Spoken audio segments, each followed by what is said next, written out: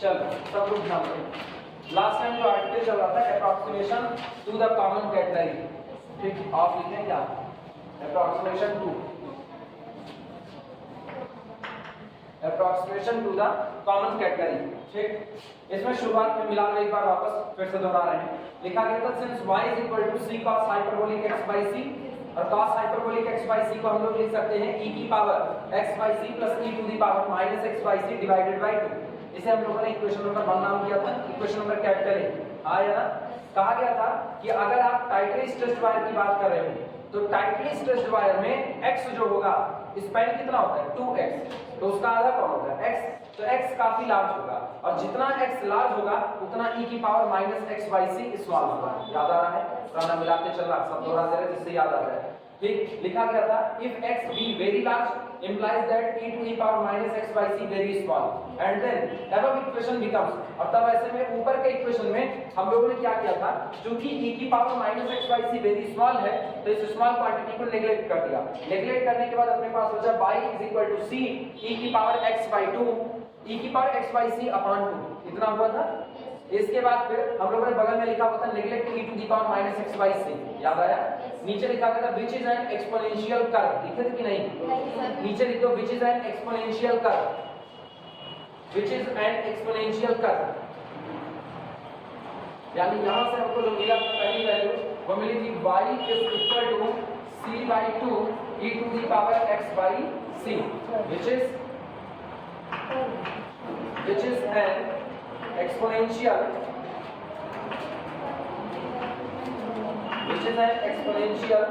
Curve, जो कि एक एक्सपोनेंशियल चरघातांकी कर्व है। क्लियर हुआ? ये तो पहला अप्रॉक्सीमेशन था, हाँ या ना। दूसरे अप्रॉक्सीमेशन के लिए चलो फिर शुरुआत करते हैं। इक्वेशन नंबर ए के पास लौटना, लिखना सेकंड, इसमें लिखो also from capital A, also from equation capital A, equation number capital A के पास वापस लौटो, वहां से आपको क्या मिलेगा y इज इक्वल टू, ये बताओ क्या हम c by 2 को पूरे में से बाहर कर ले, दिमाग चलाओ, c by 2 को पूरे में से बाहर कर लिया गया, c by 2 पूरे में से बाहर हुआ तो अंदर में देखना ब्रैकेट के अंदर में क्या बचा, e की पावर x by c बचा और e की power minus x by c बचा। ये बताओ क्या e की पावर x का एक्सपेंशन सारे लोग जानते हो, भूल गए? e की पावर x का एक्सपेंशन बताओ 1 plus x plus x square upon factorial 2, सोचे रखना, अपने नहीं जान रहे, सही है, plus x cube upon factorial 3 plus x की power 4 upon factorial 4 plus up to 100। क्या यही होता है? पूरे में रिप्लेस कर दो x को x by c से, x को किससे रिप्लेस कर दो x by c। तो ये बताओ क्या यहाँ दो चीजें लिखी गई हैं, मैंने c by 2 को कॉमन कर लिया, ध्यान देना, c by 2 को कॉमन कर लिया, c by 2 कॉमन होने के बाद अंदर बचा e की पावर x by c और प्लस e की power minus x by c। तो हम क्या करते हैं, e की पावर x by c का एक्सपेंशन कर रहे हैं, देखना e की पावर x by c का एक्सपेंशन, वहां x की जगह x by c रख दो, 1 plus x by c plus 1 upon factorial 2 x by c का whole square plus 1 upon factorial 3 x by c की whole power 3 plus up to so on, हाँ या ना। ये तो हुआ e की पावर x by c का। अब बारी e to the power minus x by c की, आप उसका एक्सपेंशन करते हैं तो प्लस आगे पैकेट e की power minus x by c, जहां जहां x है उसकी जगह माइनस x by c कर दो, तो अल्टरनेटिव साइन चलेगा, एक पॉजिटिव एक नेगेटिव, एक पॉजिटिव एक नेगेटिव, तो ये क्या बनेगा, ये बनेगा 1 पहला पॉजिटिव, दूसरा माइनस x by c, आया ना, प्लस अगला कौन होगा 1 upon factorial 2 x by c का whole square plus sorry minus 1 upon factorial 3 x by c की whole power 3 plus minus up to 100 चलता रहेगा, और ये बड़ा वाला ब्रैकेट यहाँ पर क्लोज होगा। नोट करो, कंफ्यूज हो क्या आस्था नहीं दिख नहीं रहा, मतलब हम तो वाइट चार्ट यूज कर रहे हैं, फिर भी लाइट बंद कर दें, इसमें कौन सा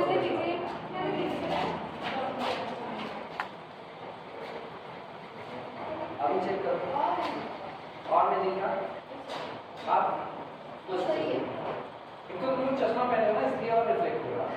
हाँ सही होता है। हम बाइक चलाते हैं चश्मा लगा करके, मॉर्निंग टाइम में बड़ी दिक्कत होती है। पता चले जितनी लाइटें चल रही है सब सितारा बन करके दिखाई दे रही है, तो पता चले हम सामने वाले को ठोक दिया, अच्छा वो नहीं मरेगा, हम जरूर मर जाएंगे। अब वो नहीं मरेगा, वो ट्रक से है ना, तो ट्रक वाली बर्डिंग साइलेंट होती है। पता चले घर पर आके कंडोलेंस, फिर तुम लोग आकर क्लास करने के लिए, पता चले आज गणित नहीं चलेगी, तुम लोग अगर अच्छा फिजिक्स नहीं चलेगी, केमिस्ट्री नहीं चलेगी, नहीं चलेगी। नोट करो दोनों और फिर आगे बढ़ते हैं।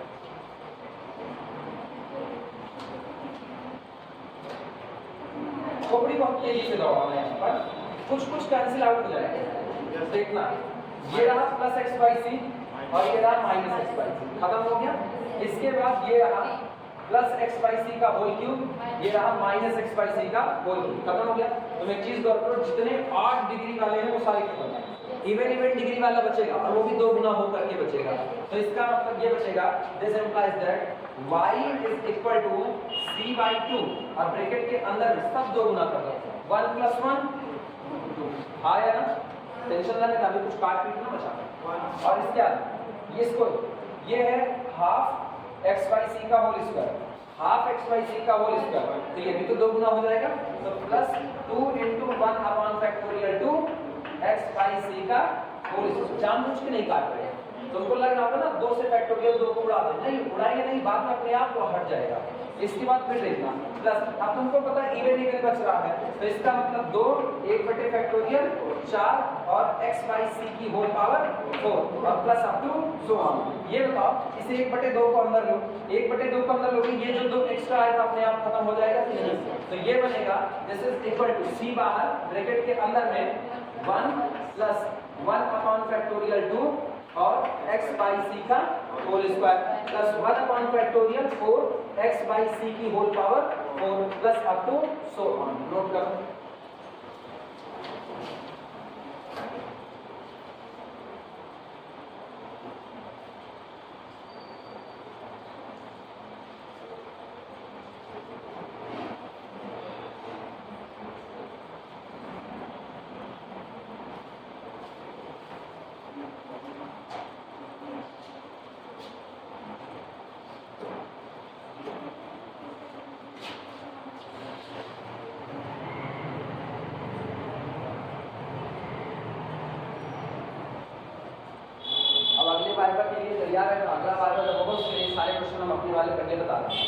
हम अपने क्वेश्चन ऑलरेडी पहले बता चुके थे, तुम लोग ध्यान नहीं दिए। जिस वक्त हम रिंग पढ़ा रहे थे हम लिखा था ring with zero dividers, ring without zero dividers, तो एवरीथिंग वाइवा का क्वेश्चन। तुम लोग ध्यान ही नहीं देते हो, तो हम क्या करें, हम पहले पेपर आउट करके बैठे रहते हैं। नहीं आना, नहीं यार, ring with zero dividers, ring without zero dividers ना पढ़ाते वक्त ही कहेंगे।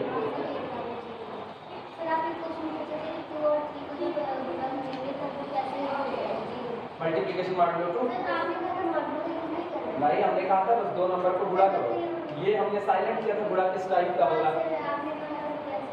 हाँ जैसे भी हो सके करो, तो मॉड्यूलो सिस्टम लगा दो, 3 मल्टीप्लिकेशन मॉड्यूलो 2 into 2 3 दूनी 6 और 2 से कटेगा 0, बात खत्म। सिंपल सा क्वेश्चन, हम सवाल कठिन थोड़े पूछ रहे हैं, हम बहुत सीधे हैं बच्चे, बहुत सीधे। Jalebi Khan round round round full stop. कौन सा सवाल बहुत सीधा सीधा पूछते हैं, सवाल हम गड़बड़ नहीं पूछते। क्वेश्चन हम बहुत सीधा पूछे, तुमसे क्या पूछे थे याद है? कुछ भी नहीं पूछे थे ना, पता इससे सिखाई और क्या बोल सकते।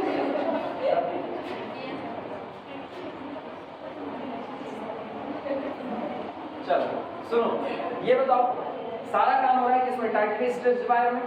सारा काम किसमें हो रहा है, टाइटली स्ट्रेस्ड वायर में। आर्टिकल वही है, बस अप्रॉक्सीमेशन मैंने पहले करवा दी है, इसको करवाना बाद में, जानबूझ के पहले करवाए हैं, ठीक है, इसको पहले निपटा देते हैं। ये बताओ जब टाइटली स्ट्रेस्ड वायर है, टाइटली स्ट्रेस्ड वायर, तो इसका मतलब है कि तार काफी ज्यादा खींचा गया हो। और सोचो जब तार काफी ज्यादा खींचा गया, अब गौर करना, एक खूंटा यहाँ गाड़ो, एक यहाँ गाड़ो, ठीक, और तार को ढीला मारो, तार ऐसे लटक करके जाएगा कि नहीं, और जब तार लटक से जाएगा तो जमीन से उसकी ऊंचाई कम होगी, यानी सी छोटा, ठीक। अभी तार को आप टाइट करो तो सी बड़ा होता गया कि नहीं, जितना c बड़ा होता जाएगा x बाई c उतना छोटा होता जाएगा। हाँ या ना? आप बड़े नंबर से डिवाइड करोगे तो चीजें छोटी होंगी, और आप उसका स्क्वायर करोगे तो अगर एक से कम आ रहा है तो और छोटा होता चला जाएगा।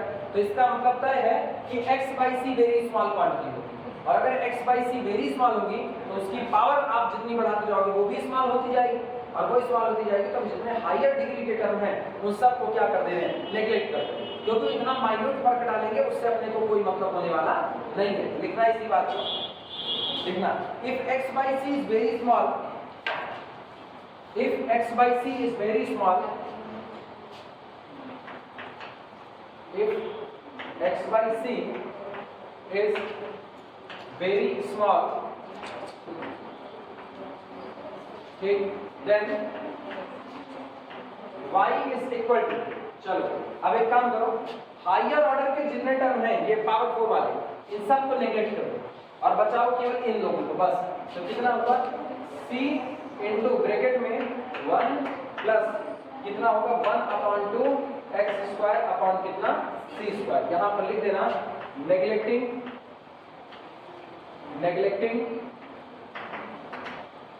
Terms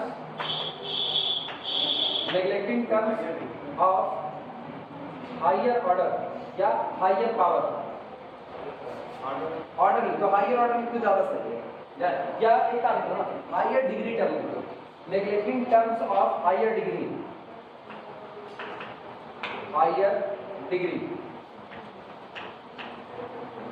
neglecting terms of higher degree. ये बड़ा खराब है।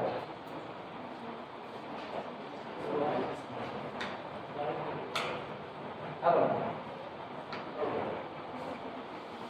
नहीं, एक बार मेरे को लग चुका है ना, तभी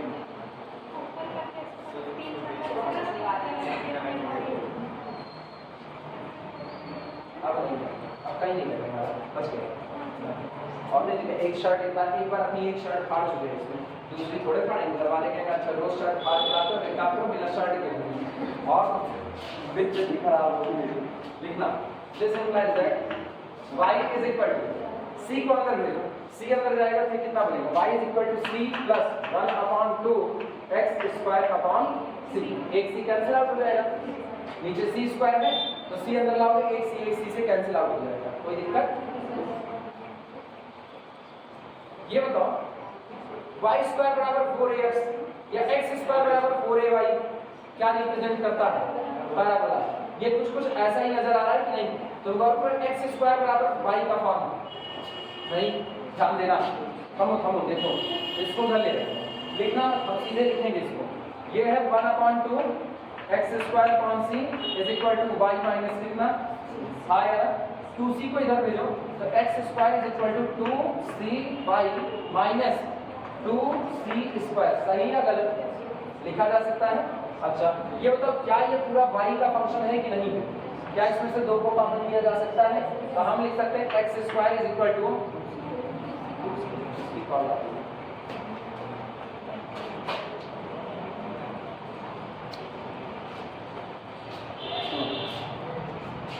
दो को कॉमन किया, ब्रैकेट के अंदर का हाफ।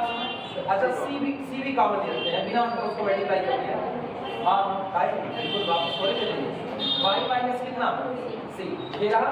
अच्छा ये बताओ जैसे लिखो ना y square is equal to 4ax, वैसे के पैराबोला पे x square is equal to 4ay। क्या ये पूरा y का फंक्शन है कि नहीं है? तो इस पूरे को आप मान लो कैपिटल Y, पूरे को क्या मान लो कैपिटल Y।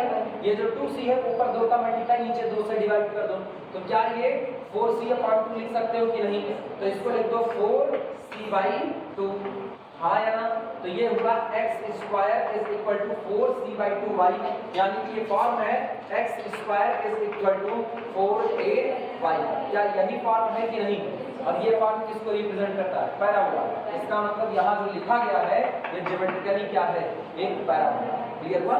यही आगे लिख देना which is a parabola,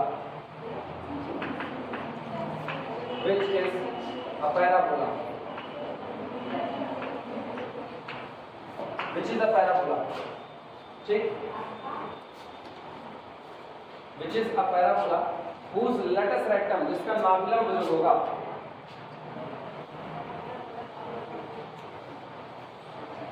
whose lattice rectum, आगे लिखना whose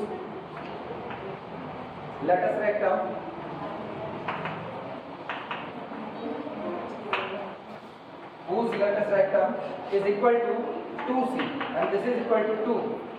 बताइए ये वो पैराबोला है जिसका lattice rectum कितना होगा 2c होगा और c बराबर तुम लोग जानते हो क्या है फार्मूला बोलो c बराबर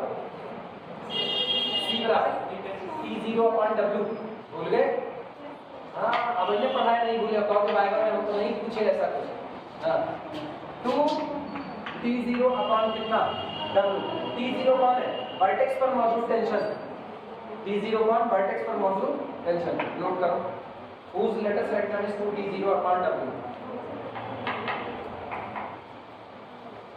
अरे T0 बराबर CW पढ़े हो कि नहीं पढ़े जब T0 बराबर CW तो वहां से T0 upon W बराबर कितना C सिंपल क्लियर हुआ लिख करके मेरा मार देना ये मैंने कुछ छूटा नहीं ये अभी लिखा है 5 मिनट का मौका दे यहाँ से उठाओ और छाप कर पूरा 5 मिनट का मौका दे अभी एक आध लोग छोटे नोटिस डाले हैं वहाँ नहीं पढ़ा एक तो तुम ही हो उसमें से ये बात हाँ आप गए किसके यहाँ गए वो हड्डी वाले एक बार में तुम्हारी हड्डी खड़ा के तो ठीक एक बार में जैसा हाल है अरे मजाक कर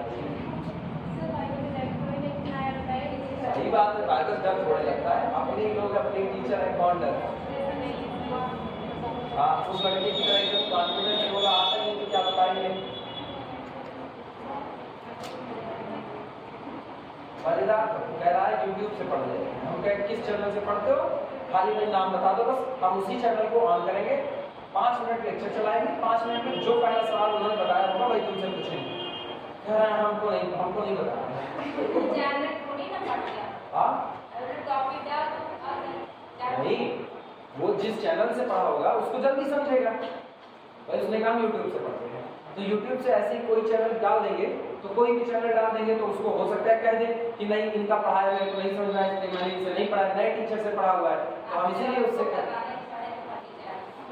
ऐसा थोड़ी फंसाना चाहेंगे अच्छा ये बताओ अब इससे आसान सवाल क्या हो सकता है इससे आसान सवाल क्या हो सकता है जब हम सिंपल सा एक स्टेटमेंट पास करें बस कि एक ग्रुप अबेलियन है साइक्लिक होगा कि नहीं होगा इससे आसान सवाल क्या है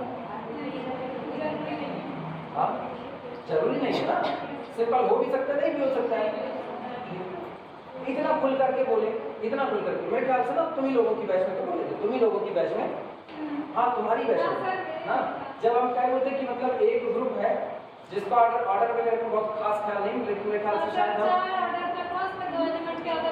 हाँ अब 2 के बताने थे तो फिर कितना सिंपल सा क्वेश्चन पूछे हुए थे कि आपको मैंने ग्रुप कहा और ग्रुप में कितने एलिमेंट कहे 4 कहे 2 एलिमेंट मैंने ऑलरेडी बोल दिया कि 2 ऑर्डर के हैं 2 एलिमेंट ऑलरेडी कहते हैं 2 ऑर्डर के हैं बचे 2 एलिमेंट उन्हीं को ऑर्डर मांगा तो उसमें से एक खुले हम आइडेंटिटी होगा जिसका ऑर्डर कम होगा बचा एक एलिमेंट तो एक एलिमेंट होना तो ग्रुप के ऑर्डर के पास जाओ ग्रुप का ऑर्डर कितना 4 थ्योरम में एलिमेंट का ऑर्डर ग्रुप के ऑर्डर को डिवाइड करता है तो 4 को डिवाइड करने वाले दुनिया में केवल 3 लोग हैं 4 को डिवाइड करने वाले दुनिया में केवल 3 लोग एक तो 1 जो आइडेंटिटी है दूसरा 2 और तीसरा 4 मैंने कह दिया ना 4 अब पता है 4 ऑर्डर का एलिमेंट हो नहीं सकता उसके पास 4 ऑर्डर का एलिमेंट उसके पास हो नहीं सकता रीजन सुनो क्यों नहीं हो सकता हमने कह दिया कि 4 ऑर्डर का सॉरी ग्रुप का ऑर्डर कितना है 4 अब 2 एलिमेंट मैंने ऑलरेडी निकाल चुके हैं जो 2 एलिमेंट का ऑर्डर कितना है 2 जिन एलिमेंट का ऑर्डर 2 होता है ना वो इटसेल्फ कोन इनवर्स होते हैं सब दिमाग का खेल है बस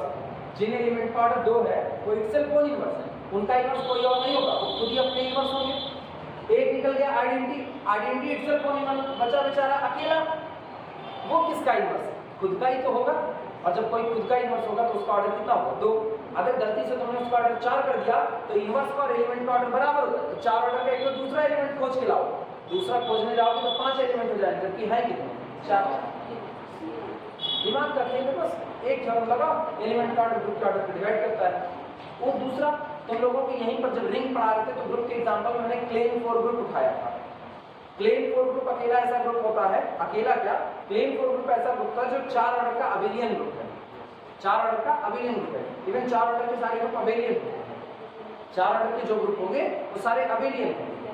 तो प्लेन फोर ग्रुप उसका एग्जांपल था, 3 एलिमेंट 2 ऑर्डर के, 1 एलिमेंट आइडेंटिटी 1 ऑर्डर, बात खत्म। क्वेश्चन आसान आसान है, बस बात तो इतनी आप सीरियस कितना लिए वो चीजें।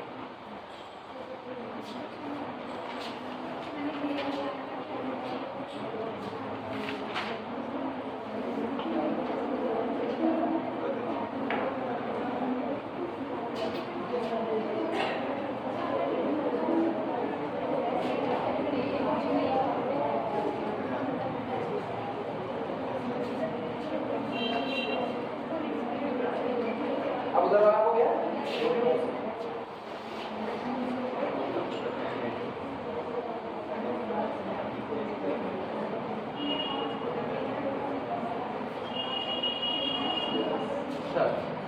अब इसका मेन आर्टिकल आते हैं।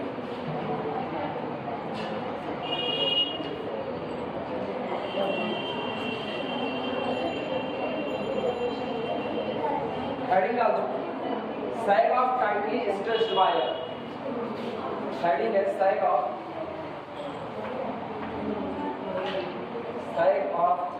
tightly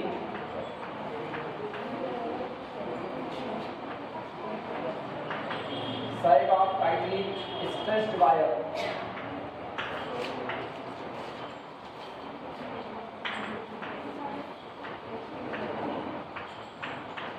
sag of tightly stretched wire, एक बहुत ज्यादा खींचे हुए तार में गहरान निकालना, सैग को गहरान बोलते हैं, ठीक।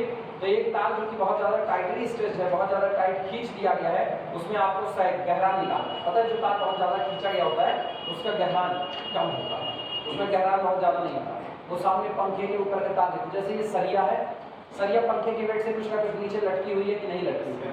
अगर मैं एक हॉरिजॉन्टल लाइन खींच भी दे तो भी इसका सैग बहुत माइन्यूट होगा कि नहीं होगा। बस सिंपल सा, घर में डारा वाला बांधते हैं, डारा को रस्सी से बांध कर कपड़ा ऊपर डालने के लिए, अभी उधर से लेके इधर तक बांधो, तो मम्मी क्या करते हैं, रस्सी खींच करके बांधो, यही ना। अगर बहुत ढीली रस्सी बांधो तो कपड़ा डालते ही वो कपड़ा जमीन पर लुढ़कने लगेगा, होता है। तो जब आप रस्सी को टाइट करते हो, ये बताओ एक खूंटी इधर एक खूंटी इधर, और उसके ऊपर एक तो लाठी निकालो, एक लाठी निकालो। अभी आपने रस्सी बांधी है, रस्सी ढीली है, तो लाठी के और रस्सी के बीच में गहरान ज्यादा नजर आएगा। धीमे धीमे आप रस्सी को टाइट करो तो रस्सी उठना चालू करेगी और लाठी से उसके गहरान कम होता जाएगा। तो यही जो टाइटली स्ट्रेच वायर होता है ना, उनकी गहराई कैसी होती है, कम होती है। उसी सैग का कैलकुलेशन होना है। हेडिंग के अंदर हेडिंग डालना, या हेडिंग क्या, डबल स्टार करके लिखो, हेडिंग बटा लिखो, डबल स्टार करके लिखना चाहिए। लिखना टेलीग्राफ वायर, टेलीग्राफ वायर कौन सा, जो टेलीफोन के तार खींचे जाते हैं। अब तुमको सर टेलीफोन का कौन सा तार खींचा जाता है, खींचा जाता है ना। चलो धन्यवाद तुम लोगों को, कम से कम अभी जनरेशन गैप इतना नहीं हुआ कि टेलीग्राफ वायर ना जाए। हाँ नहीं, एक वक्त आएगा ना जब 5G का जमाना चल रहा होगा, तो लड़कों स्पॉट ये वाला सवाल ही हम नहीं करवाएंगे, तब नहीं करवाएंगे, तो उसको बताना पड़ेगा टेलीग्राफ वायर क्या होता है। वो कहेगा मोबाइल चलाने में तुम तार की बात क्यों करते हो। देखना telegraph wire,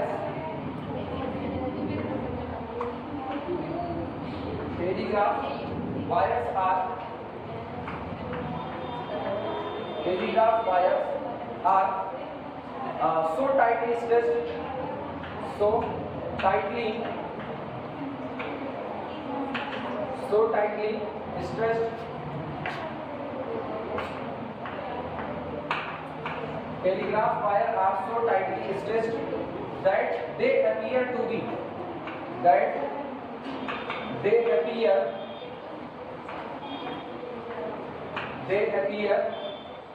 horizontal,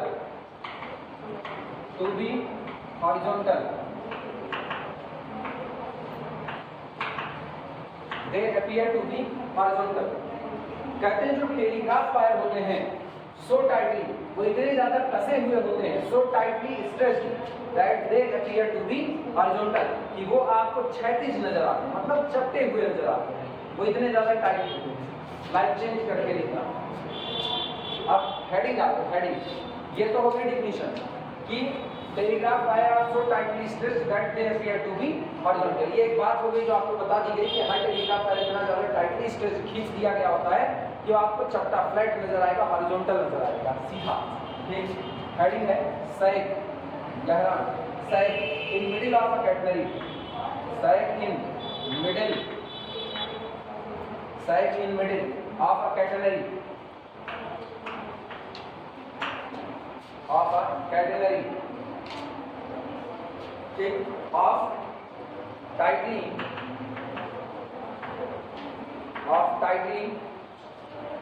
stretched wire,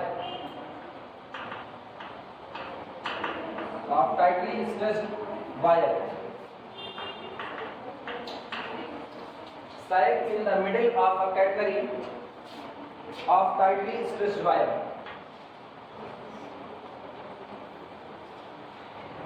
तुमको समझाने के लिए थोड़ा सा हम क्या तो ऐसे झुका हुआ मतलब कैटनरी शेप में बनाएंगे, बाकी वो बहुत टाइट है, वो हॉरिजॉन्टल सिस्टम मैच करता रहेगा। देखो रियल फिगर क्या है वो समझना, रियल बनाना मत,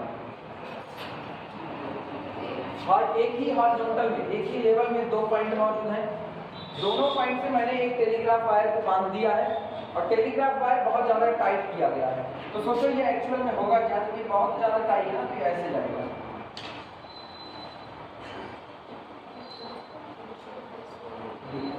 हाँ है ना, सहमत हो इस बात से? नहीं सहमत हो? सुनो, ये एक सीधी लाइन है, ध्यान देना।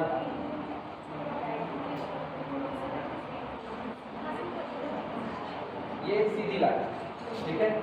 ये आस्था, अपनी आस्थाओं पर लगाम लगाओ, क्लास को कंसंट्रेट करके सुनो।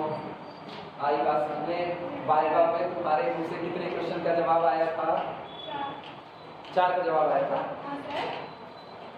अच्छा नहीं, तुम आस्था हम तुमको देखे नहीं, वो आयुषी मोहल्ला शिफ्टिंग, अच्छा नाम बोल गए, हाँ हाँ हाँ, तुम यहाँ हो ना, अपने पीछे वाले से बात कर रहे हैं आयुषी। अच्छा हम देख उनको रहे, नाम तुम्हारा ले रहे हैं, ये गजब है ना। हाँ मोहल्ला शिफ्टिंग, फर्स्ट शिफ्टिंग थ्योरम तुमसे पूछी गई थी? नहीं पूछी गई थी, पूछी जाती पक्का बता देती। शिफ्टिंग थ्योरम तुम बहुत अच्छे से कर पाते, मोहल्ला शिफ्ट करके गई थी ना। कौन सा?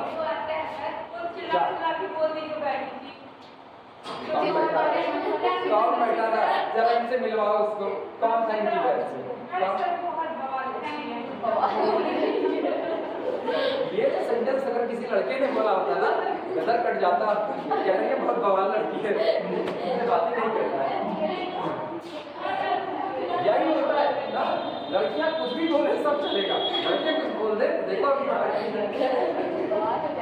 पता चलेगा, प्रिंसिपल की ऑफिस तक पहुंच जाएंगे, सर ऐसे बोले थे हमको ना, कब से इन्वेस्टिगेशन चालू।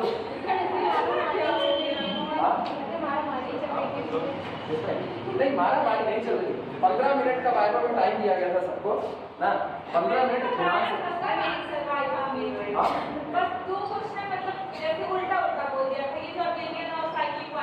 पता है, सुनो सुनो, तुम्हारी गलती नहीं है, एक्चुअली तुम्हारी ही गलती है, एक्चुअली तुम्हारी गलती है, तुम इतना हड़बड़ी में रहती हो। अच्छा ये मतलब तुमको बचपन से इतनी हड़बड़ी सिखाया, खुद है हड़बड़ी हो, खुद है। हाँ आगे चल रहे तो कब तुम लोग जाने, ऐसे ही उसका नाम नहीं ले, मोहल्ला शिफ्टिंग बोलते, कोई जान नहीं पाएगा कौन है मोहल्ला शिफ्टिंग। मैंने अभी तक एक बार देखा आयुषी को मैंने मोहल्ला शिफ्टिंग कहा है।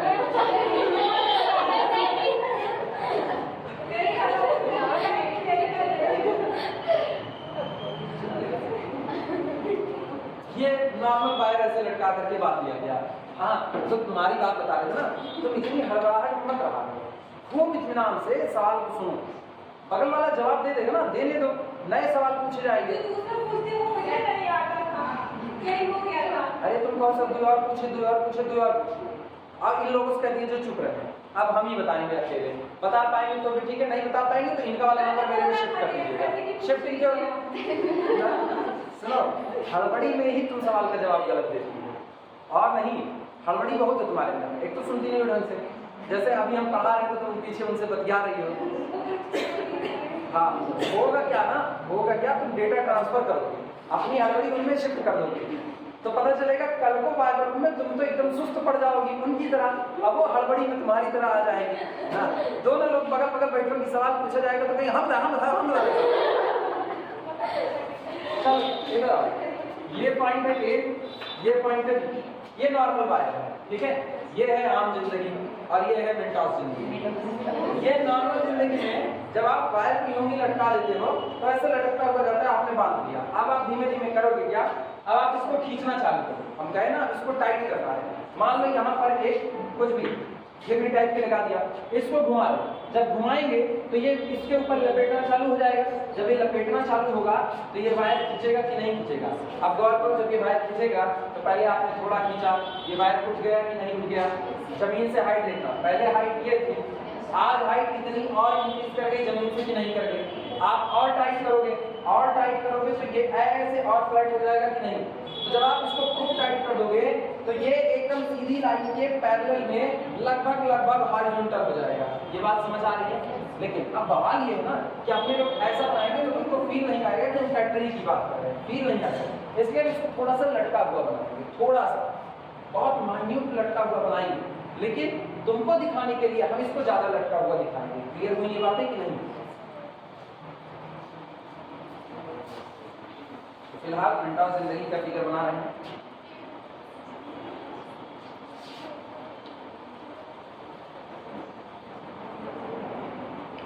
टाइटली स्ट्रेस्ड वायर है, लेकिन तुमको पता लगे इसलिए ऐसा बनाए हैं। ठीक, ये इसका मिड पॉइंट है। अपने को पता है कि यहाँ से एक हॉरिजॉन्टल टेंशन क्या काम करता है, T0 काम करता है। ये पॉइंट कैपिटल ए है, कैपिटल ए पर एक टेंजेंशियल टेंशन काम करता है, जिस टेंजेंशियल टेंशन को हम लोग कैपिटल T कहते हैं। याद आया कि नहीं आया। ठीक, अच्छा अब गौर करना, ये हो गया वर्टेक्स C, ये हो गया आपका D।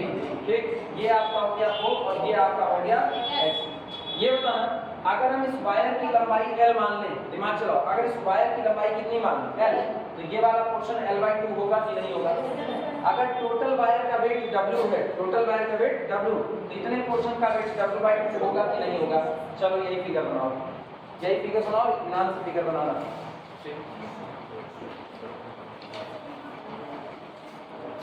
ये टोटल हम मान लेते हैं, ये टोटल हमारा है स्मॉल, टोटल हो गया स्मॉल। ठीक, ये हम इस पॉइंट को D मान लेते हैं, बीच वाले को D, और ये इतना कौन है K। जो आपका सैग है, सैग DC, सैग DC को हमने K मान लिया है। ठीक, और ये बताओ, सबको पता है सेंटर ऑफ ग्रेविटी, गुरुत्व केंद्र पता है, गुरुत्व केंद्र क्या होता है। गुरुत्व केंद्र जानते हो, सेंटर ऑफ ग्रेविटी। कोई बताए centre of gravity, centre of gravity गुरुत्व का केंद्र।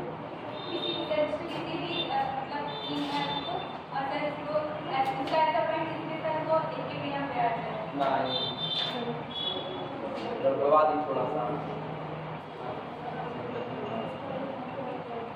पता है, किसी बॉडी में कैसी जगह ना जहां से उस हिस्से का सीधा वेट नीचे की तरफ काम कर रहा है, वो आपकी सेंटर ऑफ ग्रेविटी होगी।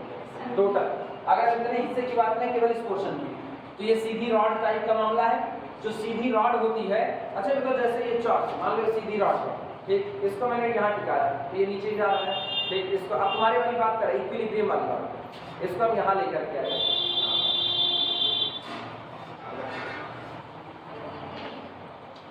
टिक गया कि नहीं टिक गया, ठीक है।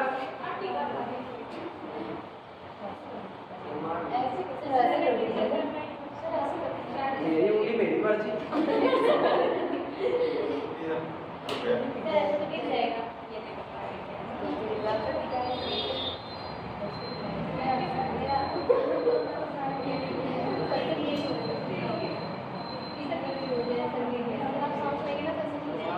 ये देखिए ये टिका हुआ ये तो जल्दी जा रहा है कि नहीं है ना। अब जिस पॉइंट पर ये इक्विलिब्रियम में टिक गया ना, ये प्रज्ञा पंच सरपंच हमारी बात, जिस पॉइंट पे इक्विलिब्रियम में टिक गया ना, ये इसके लिए सेंटर ऑफ ग्रेविटी है। लेकिन ये बताओ ये कहाँ पर मौजूद है, मिड में मौजूद है कि नहीं। तो किसी रॉड की जो सेंटर ऑफ ग्रेविटी होती है वो हमेशा कहाँ मौजूद होती है, मिड पॉइंट पर मौजूद होती है। क्लियर हुआ। तो ये गौर करना, अगर ये पोर्शन हम माने तो ए से लेकर के सी तक का पोर्शन एक हॉरिजॉन्टल की तरह से काम कर रहा है, हॉरिजॉन्टल रॉड के तरीके से। तो इस कार का जो सेंटर ऑफ ग्रेविटी होगा वो कहाँ होगा, मिड में। और पता है सेंटर ऑफ ग्रेविटी वो पॉइंट होता है जहां से उतने पोर्शन का जो वेट होता है वो सीधे नीचे की तरफ काम करता है। तो अपने को पता है अगर टोटल का वेट W है तो इस आधे वाले पोर्शन का वेट कितना होगा, W/2 होगा। तो यहाँ से जो टोटल वेट नीचे काम करेगा वो होगा W कितना। तो तुम गौर करो 3 फोर्स काम कर रहे हैं, 3 फोर्स, एक टेंशन T0, एक W/T नीचे की तरफ और एक T इधर horizontal, sorry tangential tension T। Clear हुआ कि नहीं? फिगर बना लो, फिगर बनाओ।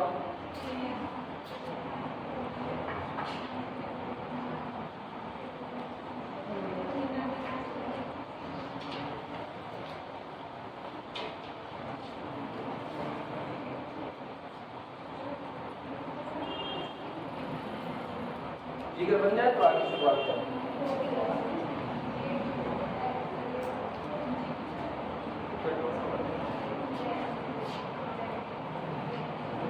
सब लिखने के बाद अभी एक और कॉन्सेप्ट इंटर की तरफ जाएंगे।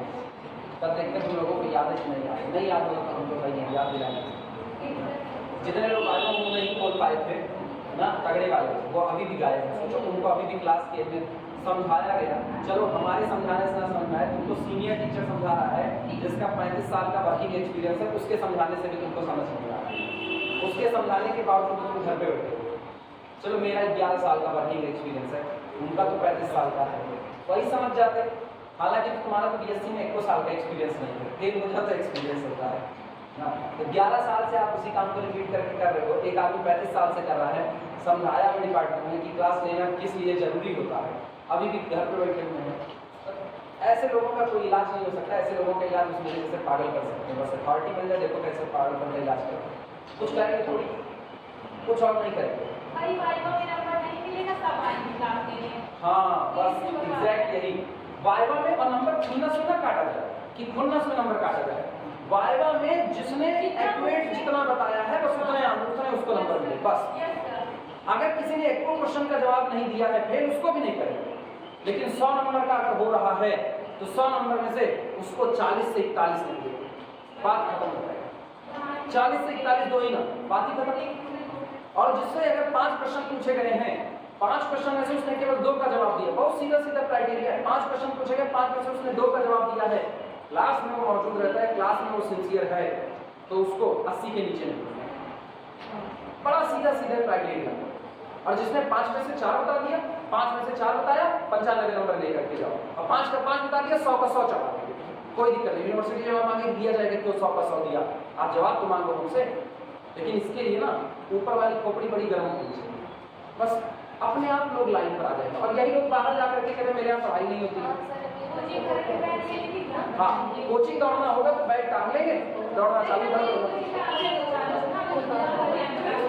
दिक्कत इसी चीज की है ना, या तो बाहर मुंह मत खोलो, या तो बाहर मुंह मत खोलो कि घर पर पढ़ाई नहीं होती है ना। इतने इत्मीनान से कोई स्टैटिक्स नहीं पढ़ाएगा, इतने इत्मीनान से कोई डायनेमिक्स नहीं पढ़ाएगा। और उसके बावजूद भी आप मुझे बोलते हो कि हमारे यहाँ पढ़ाई नहीं होती है। खराब लगता है ना अपने को सुन करके। कहीं गली नुक्कड़ में खड़े हो, पता चलता है आपको नहीं पहचान रहे, क्यों, वो तो क्लास ही नहीं आया, वो तो क्लास ही नहीं, वो आपको नहीं पहचान रहे। आप खड़े हुए हो, वो बगल में दिया है, अब मैं अपने साथ पढ़ी दूंगा, पढ़ाई ना हो, आप सुन रहे हो, उसकी शक्ल आप देख रहे हो, वो आपकी देख रहा है। हाँ ना है वो, सही ना है वो, सुन रही है ना लायक। तुम पहले जिससे बात करो उसको पहचान तो लो, तुम भाई कौन नहीं लिखना है इसमें। चलो लिखने की शुरुआत करो। पोर्शन सीए, सुनो इस पोर्शन सीए की बात करें क्योंकि मेरा सारा दाम मेरा बस इसी के ऊपर हो जाएगा। लिखना portion CA, portion CA is in equilibrium, is in equilibrium, portion CA is in equilibrium. जो आपका ये पोर्शन सीए होगा यानी आपके वायर एसीबी का जितना हिस्सा एसी है वो हिस्सा एसी इक्विलिब्रियम यानी साम्यावस्था में, बैलेंस की कंडीशन में होगा। Is in equilibrium under the action of, under the action of, under the action of following forces, following forces, under the action of following forces. करें जितना हिस्सा एसी है वो हिस्सा एसी बैलेंस की कंडीशन में होगा, साम्यावस्था में होगा। कब? नीचे लिखे गए फोर्स के प्रभाव में कितने फोर्स काम कर रहे हैं। ऑब्वियस बात है, अगर किसी चीज पर फोर्स काम कर रहा है तो बैलेंस की कंडीशन में बना रहना चाहिए। तो बैलेंस की कंडीशन में बात हो, ये वाइवा में याद आया। स्टैटिक्स में क्या पढ़ा जाता है, स्टैटिक्स में उनकी स्टडी होती है जो लोग किसमें होते हैं, इक्विलिब्रियम में होते हैं। और इक्विलिब्रियम भी कितने प्रकार के होते हैं, टू टाइप्स के। कौन कौन से, स्टेबल और अनस्टेबल। स्टेबल वो जिसको तुम्हारे होने से कोई फर्क नहीं पड़ता। एक आदमी कुर्सी पर बैठा है, ठीक, अब तुम पहुंचो, तुम उससे बड़े हो, उठेगा नहीं, आए होगे तो होगे, हमको कोई फर्क नहीं पड़ता। जैसे ये जबुद्दीन और स्टेबल, जो इतना समझाने के बाद भी क्लास नहीं आता ना, स्टेबल इक्विलिब्रियम, इनका दिमाग में अनस्टेबल हो ही नहीं सकता। इनके दिमाग, जिसके दिमाग में कुछ है ही नहीं है, जिसका वेट ही नहीं है, काहे का ना। अनस्टेबल कौन, अनस्टेबल इक्विलिब्रियम वो ना जिसको थोड़ा सा पुश करोगे डिस्टर्ब हो जाएगा, थोड़ा सा अपनी स्टेबिलिटी को खो देगा, वो अनस्टेबल इक्विलिब्रियम होता है। और स्टेबल थोड़ा मोड़ा, जैसे ये स्टेबल इक्विलिब्रियम, ये फोर्स लगा रहे हैं, ये अपनी स्टेबिलिटी को खो नहीं देंगे, ये स्टेबल इक्विलिब्रियम है। लेकिन इसी जगह पे अगर हम स्टॉक की बात करें तो इसका इक्विलिब्रियम कैसा था, अभी भी बेचारा हिल रहा है ना, अनस्टेबल है, क्योंकि हम जरा सा ऐसे करेंगे ना गिर जाएगा और मेरा 3 रुपए का नुकसान हो जाएगा। चलो लिखने की शुरुआत करें। पहला फोर्स देखना, पहला फोर्स, सबसे पहला पोर्शन AC पर जितना फोर्स काम कर रहा है, पहला फोर्स तुमको पता है कैपिटल T। ये कौन सा, ये टेंजेंशियल, तो इसमें लिखना पहला the tension capital T, the tension capital T at capital A, at point capital A, ठीक। और यहां बता देना along the tangent, along the tangent, along the tangent। पहला तो टेंशन T हो गया जो कैपिटल A पर काम करता है टेंजेंट के along। दूसरा होता है वर्टेक्स C पर काम करने वाला टेंशन T0। सेकंड लिखो the tension T0, the tension T0 at capital C, जो वर्टेक्स C पर काम करता है। और वायर का वेट W/2 जो कि सेंटर ऑफ ग्रेविटी, उसको कोई नाम नहीं दिया ना, सेंटर ऑफ ग्रेविटी को कैपिटल L नाम दे दो, कैपिटल L, ठीक। अच्छा ये जहां से टकराएगा ना, ये इसको हम G नाम दे देते हैं, ठीक। G कौन होता है, वायर की सेंटर ऑफ ग्रेविटी है, वायर की, और ये सीधी लाइन है। तो तीसरा लिख देना third, the weight W/2, the wait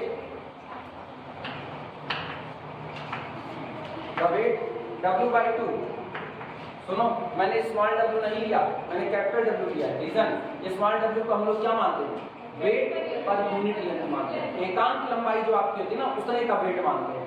और W कौन है, टोटल जो वायर आपका है ACB, ये टोटल का वेट W है, तो इतने पोर्शन का वेट कितना होगा, W/2 होगा। तो the weight W/2 acting vertically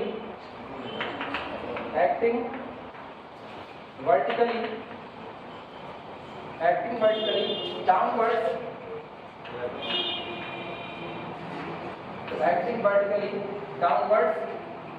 at the center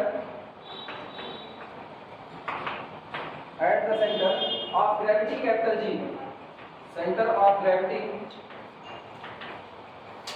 gravity capital G of arc AC, full stop, या आर्क C है, जैसे तुम्हारी मर्जी।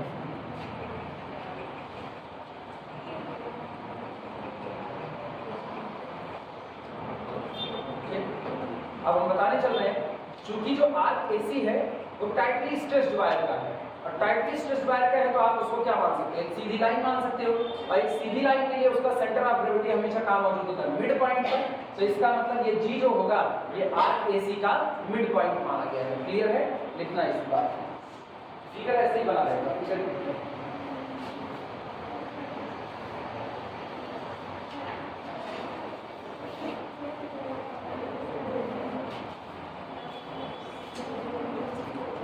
लिखना। Since wire is tightly stretched, since wire is tightly stretched, since wire is tightly stretched,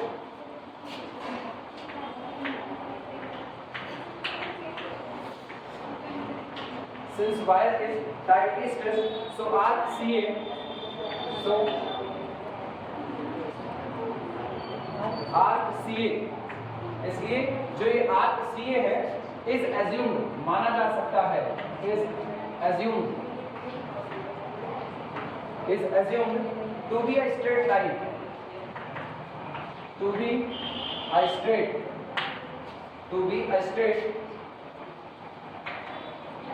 line, assumed to be a straight line, therefore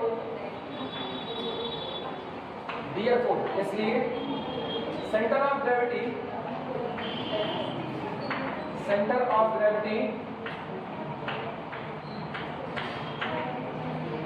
therefore center of gravity of the portion CA, center of gravity capital G of the portion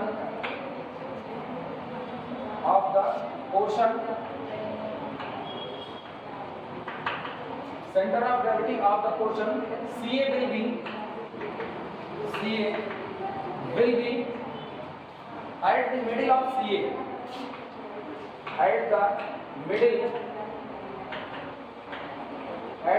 of CA। चूंकि catenary काफी ज्यादा tight है या wire काफी ज्यादा tight है, इसलिए जो पोर्शन CA है वो आपका कैसा हॉरिजॉन्टल माना जा सकता है, और अगर वो हॉरिजॉन्टल माना जा सकता है तो उसका जो सेंटर ऑफ ग्रेविटी होगा वो मिड में मौजूद होगा, यानी कि जो कैपिटल G है वो पोर्शन CA का कैसा पॉइंट माना जाएगा, मिड पॉइंट माना जाएगा। अब अपने दिमाग से सोचना, अगर टोटल वायर की लेंथ L है, टोटल वायर की लेंथ कितनी है L, दिमाग चलाना, मैंने माना ACB L है, तो पक्की बात है AC कितना होगा L/2, और उसका भी आधा कौन होगा AG, यानी L/4 होगा कि नहीं होगा, टोटल लंबाई का चौथाई हिस्सा। क्लियर है कि नहीं, लिखना इसी बात। This implies that AG is equal to कितना AC डिवाइडेड बाय 2, 1/2 AC, लेकिन AC कितना है, AC खुद L/2 था, so this is equal to 1/2 into L/2, that is equal to L/4।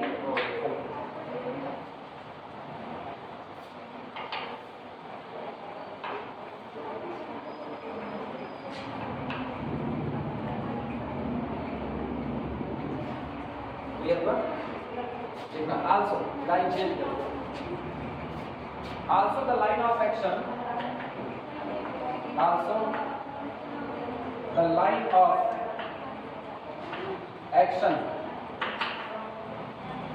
Line of action का मतलब ना वो लाइन जिस लाइन के अलाउंग फोर्स काम कर रहा है, लाइन ऑफ एक्शन किसको कहते हैं, ठीक, लाइन ऑफ एक्शन उस लाइन को कहा जाता है जिस लाइन के अलाउंग फोर्स काम कर रहा होगा। ये बताओ आपका फोर्स क्या इसी लाइन mg के अलाउंग काम कर रहा है कि नहीं, भाई सारा वेट नीचे की तरफ दबा रहा है, तो जब वेट नीचे की तरफ दबा रहा है तो जो सीधी स्ट्रेट लाइन नीचे जा रही है वही तो आपकी लाइन ऑफ एक्शन हुई। कहते हैं ना किस डायरेक्शन में काम कर रहे हो, किस लाइन में काम कर रहे हो, आजकल लोग पूछते हैं ना आजकल किस लाइन में काम कर रहे हो, वो गुंडई कर रहे हैं, अच्छा मरने वरने वाली लाइन पा लिए हो, क्यों पता है ना गुंडई करोगे तो ठोक उठोगे।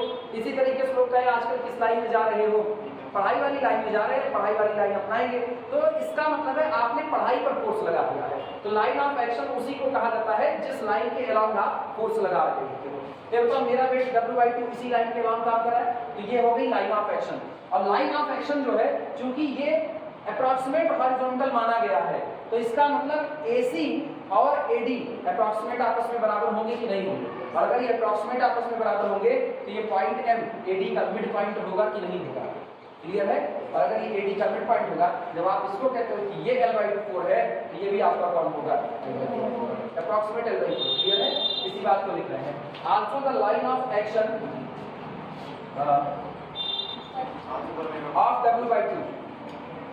ऑफ W/2 क्योंकि फोर्स W/2 है जो काम कर रहा है। Also the line of action of W/2 will bisect का मतलब आधा कर देना, will bisect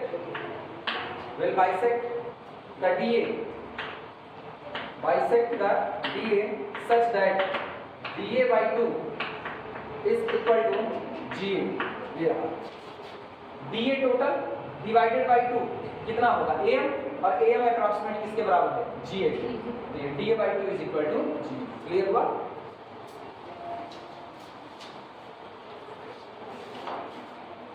अब आ जाओ भैया इंटरमीडिएट के कॉन्सेप्ट पे। इंटरमीडिएट में तुमने एक पढ़ा होगा, ये पूरा लिख लो तो मिटाया जाए।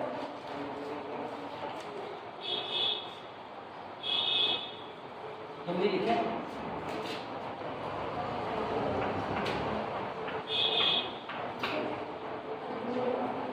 हिंदी सीबीएसई बोर्ड वालों के लिए मोमेंट याद आया ना? ये बताओ किसे कहते हैं मोमेंट? मोमेंट किसे कहते हैं? आघूर्ण किसे कहते हैं? टूटा फूटा जो पता है वो बताओ। कोई बहुत सही सलामत नहीं जो यार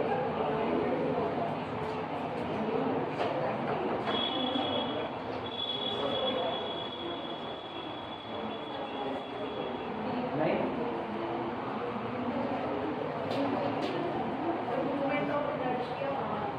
वो मोमेंट ऑफ इनर्शिया, जड़त्व आघूर्ण, वो जड़त्व आघूर्ण, मोमेंट ऑफ इनर्शिया आएगा यहीं से, वो भी ना पहले की पहले आघूर्ण आएगा, पहले मोमेंट आएगा तब moment of inertia. Moment moment moment अच्छा नहीं पता, पता है मोमेंट? अच्छा तुम आओ इधर आओ, हाँ आओ आओ, अभी याद रहेगा ना। एक काम करो, यहाँ मार करो, नहीं लगे नहीं यहाँ हाथ डालो ना, बस इसको इसमें बस उंगली से ना इसको बंद करने की कोशिश करो। अच्छा ये तो यहाँ से बंद हो पा रहा है, ज़्यादा लगेगा। अच्छा रुको, अब थोड़ा सा यहाँ लगाओ, उससे थोड़ा, अब यहाँ तुरंत बंद हो गया कि नहीं? फिर पता है ये जो कब्जा लगा हुआ है, कब्जा, जब आप एकदम कब्जे के पास आकर के इसको दबाते हो तो एक कब्जे के अराउंड घूमता नहीं है, बहुत ज्यादा फोर्स लगता है। जैसे जैसे आप कब्जे से दूर जाकर के फोर्स लगा रहे हो वैसे आपको पता चल रहा है कि अपने कब्जे के चारों तरफ घूमना चालू कर रहा है, हाँ या ना? यही हो रहा है कि नहीं हो रहा है? ठीक इसी को कहते हैं जब आप किसी जगह पर फोर्स लगाते हो और फोर्स लगाने के बाद बॉडी किसी पॉइंट के अराउंड घूमने की कोशिश कर रही होती है, तो ये जो टेंडेंसी होती है घूमने वाली, इसी को मोमेंट कहते हैं, इसी को आघूर्ण। अब आई बात समझ में? बहुत सिंपल सा कॉन्सेप्ट है, बहुत सिंपल सा कॉन्सेप्ट कि जब आप किसी बॉडी पर फोर्स लगाते हो और बॉडी फोर्स लगाने के बाद किसी अक्ष के किसी पॉइंट के अबाउट घूमने की कोशिश कर रही होती है, तो वो जो टेंडेंसी होती है इसको, जैसे हम यहाँ पर इसको रोकें, अब कोई मेरे हाथ पर फोर्स लगाएगा, जब कोई मेरे हाथ पर फोर्स लगाएगा तो ऐसे लगाएगा, यानी मेरा हाथ किसी पॉइंट के अराउंड घूमने की कोशिश करेगा कि नहीं करेगा? अगर वो यहाँ से फोर्स लगाए तो कम घुमा पाएगा, यहाँ से लगाए एकदम इसके नजदीक से तो कम घूमेगा, लेकिन जैसे जैसे दूर करेगा वैसे वैसे उसके फोर्स कम होते जाएंगे कि नहीं? तो कहा जाता है कि किसी बॉडी पर फोर्स लगाने पर अगर बॉडी की टेंडेंसी किसी पॉइंट के अराउंड घूमने की हो जाती है तो यही टेंडेंसी आपका आघूर्ण, यानी इसी को इंग्लिश में क्या कहते हैं? मोमेंट कहते हैं। और मोमेंट निकलता कैसे है? लगाया गया फोर्स मल्टीप्लाइड बाई उसकी उस पॉइंट से परपेंडिकुलर डिस्टेंस। जितना डिस्टेंस ज्यादा होगी उतना ही बड़े आसानी के साथ आप उसको, पाना जानते हो? पाना नट बोल्ट खोलने के लिए इस्तेमाल होता है। रिंच जानते हो? हाँ तो जो बैल घूमता वो भी तो होगा। हाँ वो भी होगा, सेम कोलू डाल दो, कोलू और बैल को एकदम कोलू के बगल में, अब उसको चलने को कहो उसको बहुत दिक्कत होगी, तो इसीलिए क्या करते हैं, बल्कि लंबी होती है और उसमें आगे उसको लगाते हैं तो बड़े आसानी से घूमता कोलू घूमते हुए गन्ने का रस निकाला जा सकता है। तो यहाँ पर जो कंडीशन आई ना वो यही निकल करके आई कि अगर आपको मोमेंटम को कंसीडर करना है तो पहले तो मोमेंटम जानो क्या होगा। किसी जगह पर फोर्स लगाने पर किसी एक पॉइंट के अबाउट रोटेट करने की जो टेंडेंसी होती है ये क्या होता है? मोमेंटम। और जहां जहां पर फोर्स लगाने पर घूमने की टेंडेंसी बन रही वहां आपको मोमेंट कैलकुलेट करना पड़ेगा। किसका? हाँ हाँ बिल्कुल बिल्कुल ना। तो फार्मूला क्या बना? अगर मोमेंटम को टी से रिप्रेजेंट करें, मोमेंटम को टी से रिप्रेजेंट करें, ऐसे आप कुछ भी रिप्रेजेंट कर सकते हो, टाउ से कह दो क्या जा रहा है, तो टी इज इक्वल टू लगाया गया फोर्स एफ मल्टीप्लाइड बाई जहां लगा रहे हो वहां से परपेंडिकुलर डिस्टेंस। क्लियर हुआ? अब सोचो अगर परपेंडिकुलर डिस्टेंस आपकी ज्यादा होगी तो परपेंडिकुलर डिस्टेंस ज्यादा होने पर मोमेंटम सॉरी टोटल मोमेंटम में ज्यादा होगा। मोमेंटम क्या है? घूमने की टेंडेंसी, यानी फोर्स अगर दूरी ज्यादा होगी तो घूमने की टेंडेंसी भी ज्यादा होगी। तो कब्जे के नजदीक से दबाओ तो सोचो परपेंडिकुलर डिस्टेंस कम है कि नहीं, तो घूमने की टेंडेंसी भी कम है। लेकिन जैसे आप कब्जे से दूर जा रहे हो इसके घूमने की टेंडेंसी ज्यादा हो रही है कि नहीं हो रही है? आया ना? बस यही सारी कहानी होती है मोमेंटम की। अब क्यों इसका जिक्र हुआ वो सुनो, क्यों जिक्र हुआ याद करो। यहाँ जो फोर्स काम कर रहे हैं तो यही टेंडेंसी रखे हुए हैं। तार ऐसे लटक करके जा रहा है, एक तो फोर्स ये हो गया, जब ये फोर्स इसको खींच रहा है तो सोचो ये फोर्स इसको हम धीमे से डॉटेड लाइन से इस फोर्स को थोड़ा सा पीछे बढ़ाते हैं, बढ़ा दिया, और ये जो परपेंडिकुलर डिस्टेंस है इसको यहाँ पर पहुंचा दिया। अब ऐसे एज्यूम करो अपने आप से कि जैसे एक सीधी लाइन यहाँ पर जुड़ी हुई है, तुम इसको ऐसे खींचोगे तो जब इसको ऐसे खींचोगे तो इसी पॉइंट ए के अबाउट ऐसे रोटेट करने की टेंडेंसी आएगी कि नहीं आएगी? अच्छा फिर सुनना, ये वाला नीचे की तरफ काम रहा है, जब नीचे की तरफ खींचोगे तो ये इसी पॉइंट के अबाउट रोटेट करने की कोशिश करेगा कि नहीं? और जब ये वाला देखोगे तो ये वाला बाहर की तरफ जा रहा है, तो बाहर की तरफ जाएगा तो ये भी इसी पॉइंट के अबाउट रोटेट कराने की कोशिश करेगा। यानी ये तीनों फोर्स पॉइंट कैपिटल ए के अबाउट रोटेशन को पैदा करने की कोशिश कर रहे हैं, हाँ या ना? तो क्या आप कैपिटल ए के अबाउट मोमेंटम ले सकते हो कि नहीं ले सकते हो? कैपिटल ए के अबाउट मोमेंटम कैसे होगा वो सुनना। पहला फोर्स कौन है? T0, ये इधर लग रहा है, इधर लग रहा है तो इसका खिंचाव इधर की तरफ होगा, यानी रोटेट ऊपर की तरफ करने की कोशिश करेगा। तो ये हो गया T0 और परपेंडिकुलर डिस्टेंस, तो परपेंडिकुलर डिस्टेंस ये है क्योंकि यही तो बराबर है, तो T0 मल्टीप्लाइड बाई कितना हो गया? DC। सहमत हो कि नहीं? T0 multiplied by DC। जिस पॉइंट पर एक्शन हो रहा है उस पॉइंट से फोर्स की परपेंडिकुलर डिस्टेंस ली जाती है, एक हुआ।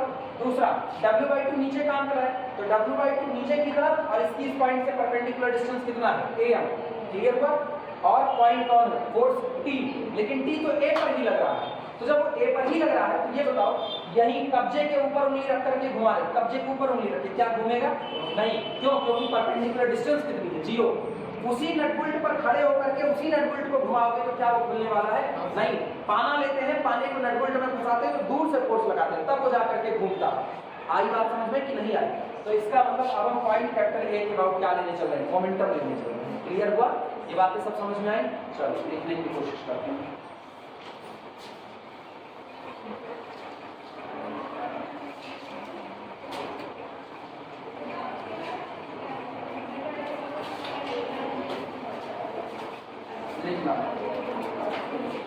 Not taking the moments of the force, not taking the moments of the force, not taking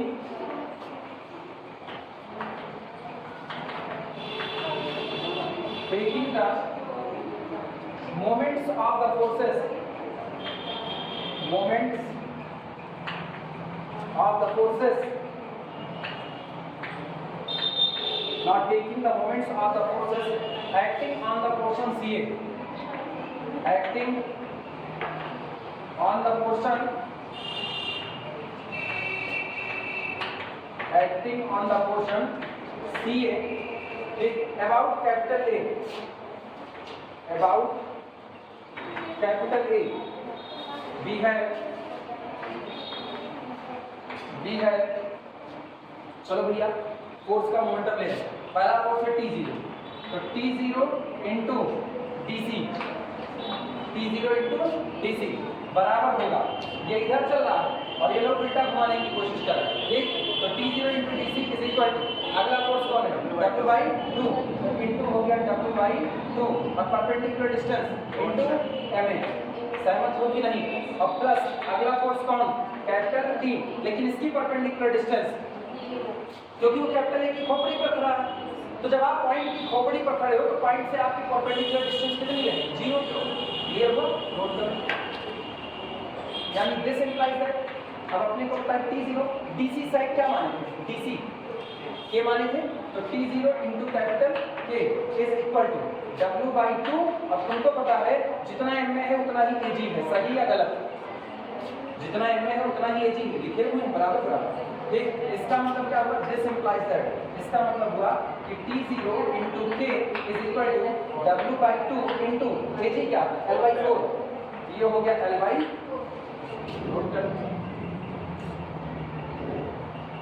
यहां से तुमको ना किसी टाइटली स्ट्रेस्ड वायर में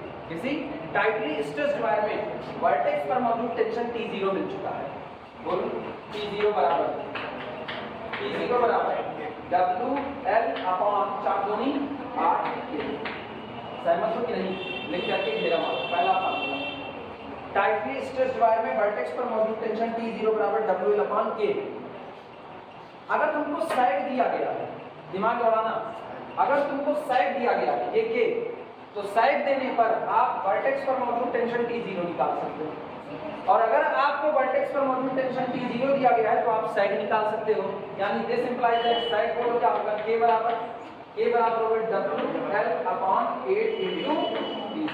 जो टाइटली स्ट्रेस्ड वायर का साइड ये है, अगर साइड पता है तो आप साइड पता है तो टेंशन T0 निकाल सकते हो, T0 पता है तो साइड निकाल सकते हो। क्लियर है कि नहीं? नोट करो।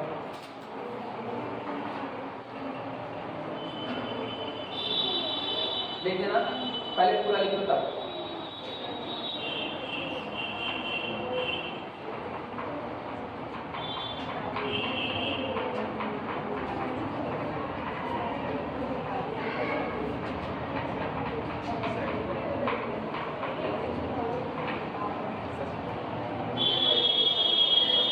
किसी को कोई कंफ्यूजन है तो वो पूछ सकता है, कोई टेंशन नहीं। टेंशन T0 भी नहीं, कैपिटल T भी नहीं।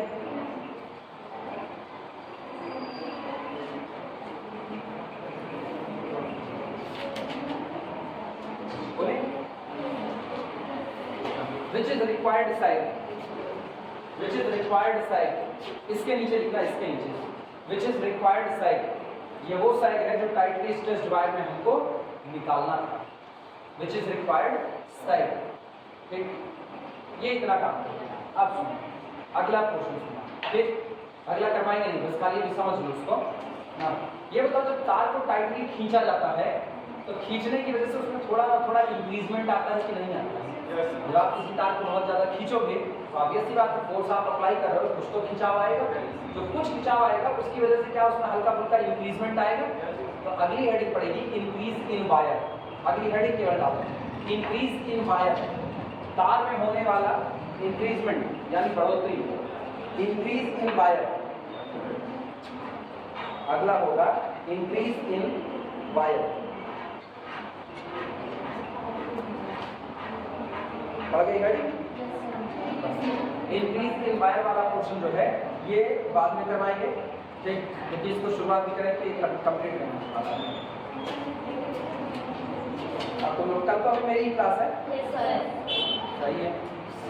अब वाइवा वाले क्वेश्चन बताएं कौन कौन से हैं? कैटनरी में सुन लो वाइवा वाले क्वेश्चन कौन कौन से हैं ना।